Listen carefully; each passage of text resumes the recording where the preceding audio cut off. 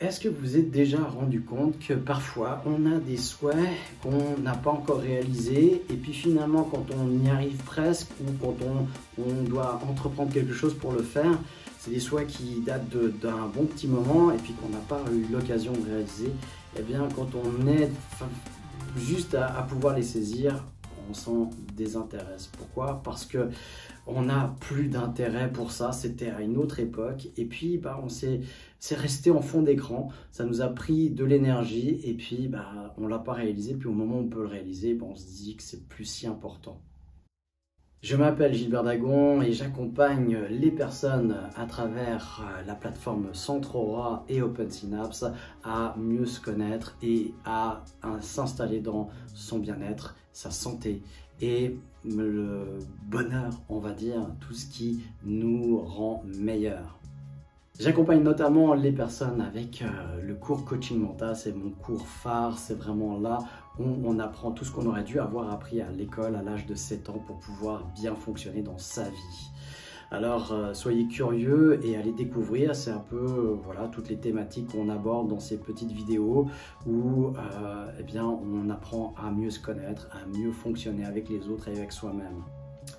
Alors, ces souhaits, ces rêves, ces objectifs qu'on n'a pas réalisés et qu'on n'a pas remis en question, eh bien, ils nous pompent de l'énergie parce qu'ils restent en fond d'écran. Un peu comme si vous aviez sur votre téléphone portable une trentaine, une quarantaine d'applications ouvertes. Juste en fond d'écran, on ne les voit pas, elles ne sont pas ouvertes, mais elles sont ouvertes derrière et elles consomment de l'énergie. Et c'est une fois qu'on peut les voir. Il y a une façon de voir en tout cas avec les téléphones portables où on peut voir toutes les applications qui sont ouvertes, qui sont actives et on peut les déconnecter. Juste déconnecter, juste les arrêter quand on ne les utilise pas et qui ne restent pas actives derrière sans qu'on s'en rende compte. Eh bien, dans notre cerveau, c'est souvent la même chose. On a des objectifs qui sont dans l'instant, on ne les réalise pas tout de suite et puis on ne les revoit pas, on ne les revisite pas et du coup, ils restent actifs derrière. Et puis, 5 ans plus tard, on relit parfois des papiers où on avait un objectif puis on se rend compte qu'on n'a pas bouclé la boucle.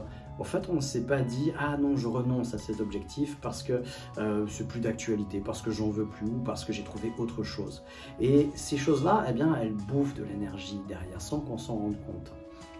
J'ai eu beaucoup de personnes qui, quand on avait bouclé vraiment ces choses-là, on les a fermées, eh bien, retrouvaient énormément d'énergie.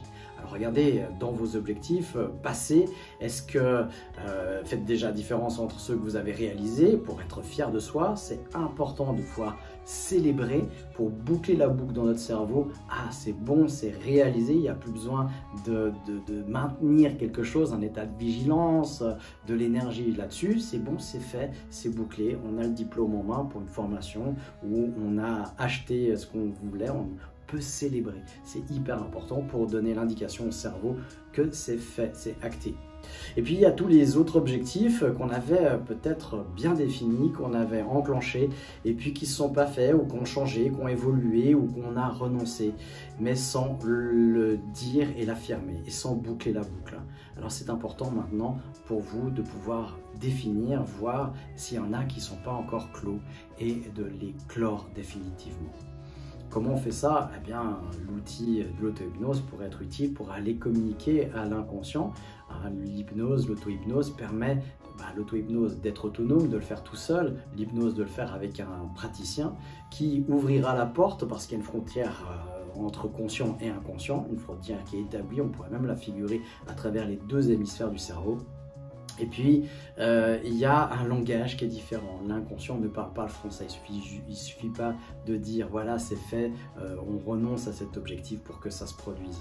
Déjà, parce que la porte n'est pas ouverte. Et puis, on n'a pas parlé le langage de l'inconscient. Même quand on ouvre la porte, il va falloir parler son langage. Et c'est ce qu'on apprend dans l'auto-hypnose. On trouve d'ailleurs un cours d'auto-hypnose de 2 jours, alors même plus parce que en ligne, il est de 18 h sur la plateforme Centre Aura. Vous apprenez aussi des techniques qui travaillent avec l'inconscient proche de l'hypnose, on est en semi-hypnose on pourrait dire, et puis on va découvrir l'hypnose dans le coaching mental. Vers la fin, on va avoir 3 techniques pour pouvoir faire des séances d'auto-hypnose sur 3 techniques: modélisation, se libérer du stress, et puis gestion des émotions entre autres aussi. Donc voilà, faites le ménage, hein, comme on fait le ménage à la maison, eh bien faites le ménage dans vos objectifs, dans vos souhaits, en identifiant ceux que vous allez mettre à la poubelle.